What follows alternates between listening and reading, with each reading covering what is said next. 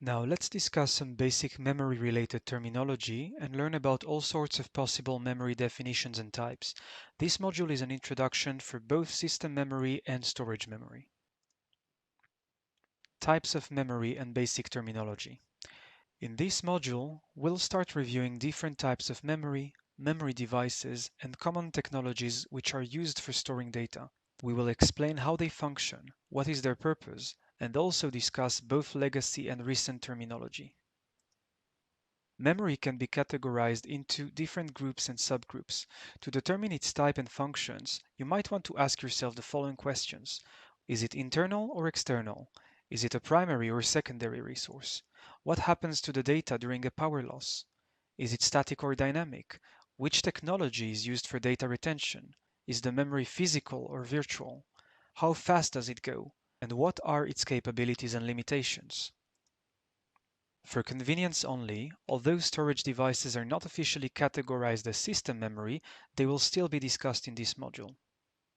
Generally speaking, the term internal memory is more likely to be associated with a primary or system memory, also known as RAM, while the term external would normally be associated with the external storage devices. Even though both hard drives and the RAM are technically considered as memory devices, it is more appropriate to refer to the RAM as the actual memory or primary memory, and to external hard drives as storage devices or external memory. Let's talk about internal memory. The RAM, which is also known as random access memory, is a type of memory that allows us to perform real-time tasks, load the operating system, and launch applications and services. The RAM will be covered in depth later in this module. On the other hand, the term external memory is mainly used to describe external storage devices. From a storage perspective, we can categorize storage devices either as internal or external. Internal storage is a storage device, which can be a hard disk drive or a solid-state drive, which is installed inside the computer and directly connects to the motherboard from the inside. External storage is a storage device that connects to the computer externally, typically via the rear panel, eSATA, or USB ports. Examples of directly attached storage devices are USB flash drives, external USB hard drives, writable CDs and DVDs, SD cards, and even phones and tablets. External storage can also be indirectly attached to the computer over a network or over the internet, such as network drives, NAS storage devices, or public online cloud services. Next, let's talk about primary memory versus secondary memory. The terms primary and secondary are used almost in the same way as internal and external when it comes to memory. The primary memory source is always the internal one, and the secondary memory source is either an external storage device plugged into the computer or an internal storage device directly plugged into the motherboard from the inside. Anyhow, the term secondary memory always refers to a storage device such as a hard disk drive, a network drive, or a USB flash drive. So what is the primary memory? The primary memory is the main system memory, also known as RAM or random access memory, which temporarily stores data for fast access. The RAM is significantly faster than storage devices, meaning that when the power goes off, the information is lost.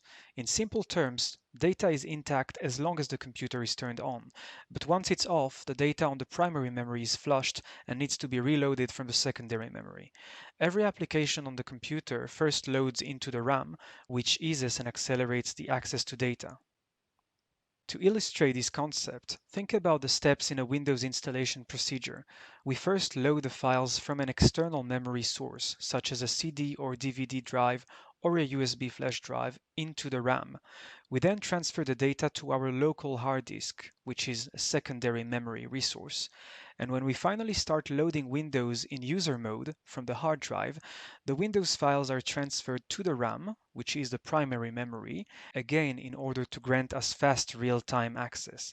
When we save a file to our local external storage device, the information is stored on the secondary memory, but we can manage and modify it from the replicated copy on the primary memory, which is the RAM. If a power outage occurs and we haven't had the time to save a file we're working on, the data would be flushed and we would not be able to restore it. So let's go through the steps again. The first step is booting from an external media. It can be either a CD, a DVD, or a USB flash drive. In the next step, we deploy and install the operating system files on a local hard drive. This is an internal secondary memory resource. Next step, we load the operating system from a local hard drive, which is a secondary resource, back into the RAM, which is our primary memory and our main workspace. Now let's define secondary memory. This memory is very slow compared to the RAM and allows us to store information for the long term. If we wish to access this information, for example, a Microsoft Word document, we can load it from the secondary memory to the RAM and modify it in real time and high speed. This memory, unlike the RAM, is a non-volatile type of memory, meaning that once data has been written on it, it will remain intact and available even if the power suddenly goes off. The secondary memory is made for permanent storage, while the primary memory serves only in real-time tasks. Data cannot be directly processed by the CPU in secondary memory, which is why it is first loaded into the system memory, or the RAM, and then processed accordingly. Next, let's talk about volatile versus non-volatile memory. As previously discussed, volatile memory is a type of memory that requires power in order to retain the stored data. If the power goes off, the data on a volatile memory device will be flushed. An example of volatile memory is the RAM, or random access memory, which serves as a fast and primary memory resource. So what about non-volatile memory? As opposed to RAM, non-volatile memory devices are capable of storing larger amounts of data. However, data access and read and write operations become way slower.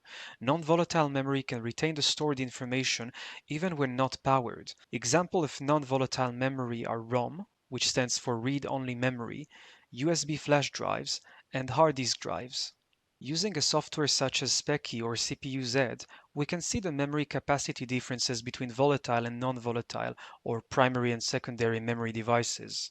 Note that on home computers, primary or volatile memory would be typically capable of storing a couple of gigabytes, while secondary or non-volatile devices may store even terabytes of data. Let's talk about the difference between static versus dynamic memory. The terms static and dynamic will always refer to the RAM component.